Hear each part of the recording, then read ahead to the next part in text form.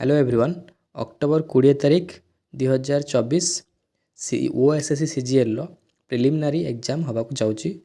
तो तापाई आम देखा लास्ट मिनिट टिप्स कौन रही गोटे मिनिमम प्रिलिम क्वालिफाई करने केतटा क्वेश्चन आपको अटेम्प्ट करा पड़ो। देखो मैथ रे आपको 30टा क्वेश्चन आसो 30 आपको मिनिमम 25टा क्वेश्चन करा पड़ो। रिजनिंग रे भी 30टा क्वेश्चन आसूसी से आपको मिनिमम 25टा धरिकी चलतु। डीआई रू भी 30टा क्वेश्चन आसूसी 5टा छाड़ी 25टा धरिकी चलतु। कंप्यूटर क्वेश्चन जेहेतु टिके टफ आसलानी तेणु आम 12टा क्वेश्चन धरवा 20टारू। एंड करंट अफेयर्स 40टा क्वेश्चन आसे फिर भी 25टा क्वेश्चन धरी कारण आप जानते हैं करंट अफेयर्स बहुत सारा भास्ट क्वेश्चन आसे बहुत भास्ट एरिया रू। तो टोटाल एतिकी मिसेले ये 25 × 100 प्लस ये 12टा मिनिमम कारण आप मानिकी चलते 100 उपर जीव कटअफ 100 तलू कटअफ जो थिला टाइम आगुरी थिला एबे ना ता छड़ा माने आम वैकेंसी भी कमी जाइए।